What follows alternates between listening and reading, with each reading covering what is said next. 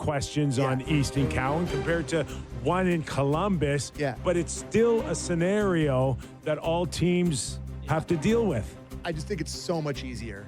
Not unique. If you're not going to play them, No. just start them with the Marlins. But your point is right that it's not unique to teams, and I think yours is more about the coverage of it or Yes, whatever. that's exactly right. But I do wonder for Cowan, like, if next year, in the middle of next season, his sophomore season, will he be a better player for having been with the Leafs all year and played 50 times, or having been with the Marlies for their whole season? I think if teams or scouts can definitively answer that, then we're in a different world. Right. If I had those answers, Right. I would That's always the $1 million question is like how much is physical, mental, and emotional from here on in when it comes to developing a young player like this? Yeah. I personally have no doubt that the more you handle the puck and play and become the man and all that, the better.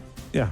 But I He's not think, going to sit long. But and also, Kip, it can be a bit of both, right? Like he can stick around the team for the first 6 months and get a feel of being a pro in the systems and the guys and be comfortable when you're here, and then go do that. So I know that when I was around the Leafs and Marlies, they wanted to make a change from the previous administration there when it became Dubas and Keefe and those guys. They wanted to not yo-yo prospect.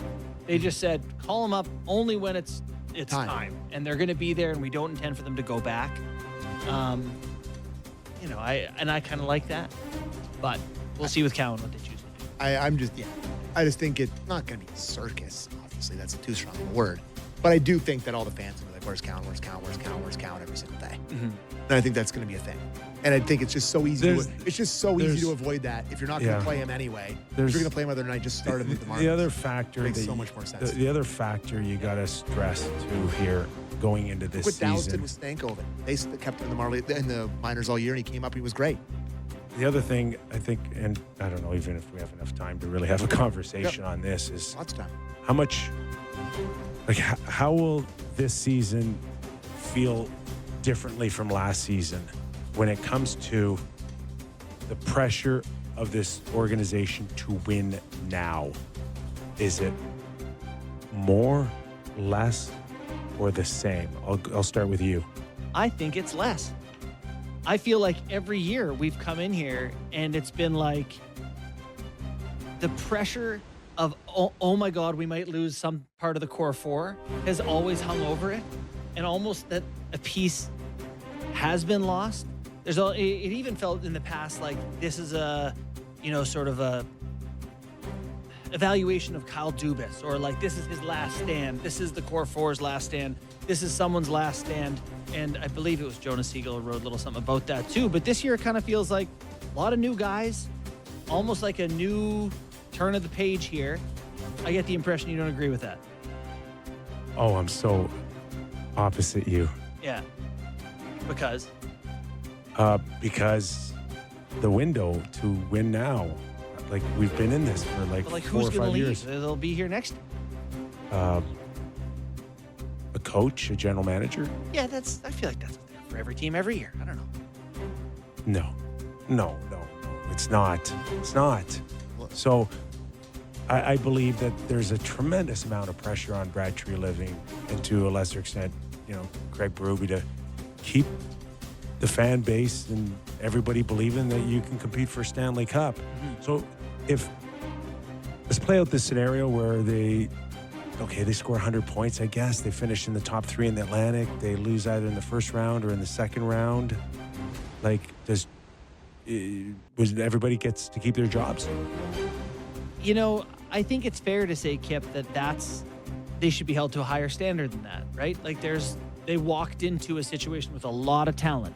Like I said, here is a 40 goal scorer in Nylander and a 50 goal scorer in Matthews, and Marner is here and he's a 100-point guy, and Tavares is here, and they walked into a pretty good scenario. So the expectations are real and they should be held to that.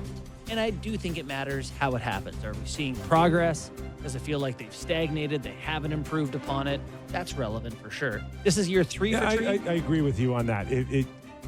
I guess it depends the way it looks, but Like if they lose in round 2 and they just get god awful goaltending because it's Caden Primo because both their goalies get hurt, it's like yeah. So now you start next season with I don't know Stolars and Akhtiamov. somebody, Hildeby. right? But like Saros. if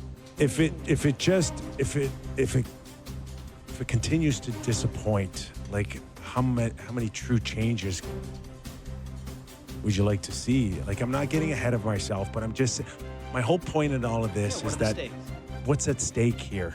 What is at stake for this season? Last season, I'll tell you what was at stake: Brendan Shanahan's job. Okay, that was at stake. We covered that. And it cost him. It also cost them Mitch Marner not re-signing. And so it cost a very good player in his prime. That's the cost. I'm just saying, okay, what are the new costs I'll here? add something to the cost. Austin Matthews is no more staying in Toronto than Connor McDavid is in Edmonton if they're not good. It is the exact Now same we're thing. having a conversation.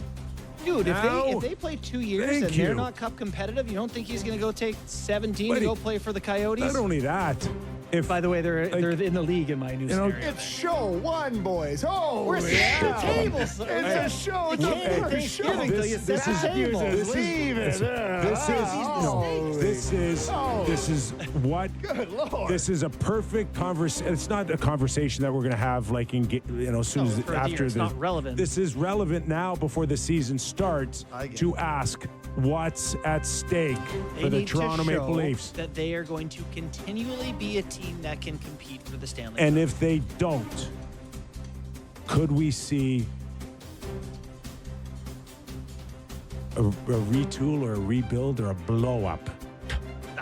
Yeah, we're way too many pieces down the road. No, we're not. We're 8 months. We're 10 months away. Yeah. I'm telling you, they got to win Not now. yet, They no. got to win. That's my point. Is that they got to go to a conference final or a Stanley Cup final. I'm sorry. This is the year that they they got have to go. 3 more kicks in I'm the can. sorry. 3. Yes. 10 of is 1, 2, 3 more years in Austin 10, Matthews' 10 of contract. Which means you have 2. 10. have You're going to three. lose 10 The of third year, if You're not he's going not, to trade him. they just let him walk 10 through the of door. is 10 of is held by Elmer's glue right now. Like he's in his prime. He's got to win now with coming. By Tanev. then, Ben Danforth's going to be Okay. new Tanev. When they talk about Toronto media, this is the conversation. This is it's Right. the first. It's opening night. A doubleheader on You know, Sportsnet. the future. Blow it up. Oh my God. The future of Morgan Riley's at stake here. Is this season the year that Morgan Riley either becomes still the defenseman that everybody thought, or you move off of him? That's at stake. Yeah, I think that's fair. Yeah. I think that's fair. But I mean, they There's probably a tried lot to- at stake here. He's not becoming anything. He's 31, coming up on 32. There's a He lot could of have a career year, though. You got to hope that he's young enough that he can have a career year. That'd be nice. Would have liked him to have a career preseason. I mean, there's a lot at stake. It's the Toronto Maple Leafs. It's always like this. Yeah. I mean, that's the way it is. Either way, they're going into the year with a good team and a lot of people with upside, guys who had down years last year. They won the division last year. They won 7 games in round 2 with eventual Cup champs. There's Okay. a lot here, and they're deeper than they've been. They're up 3-1 and 2-0 and 3-1.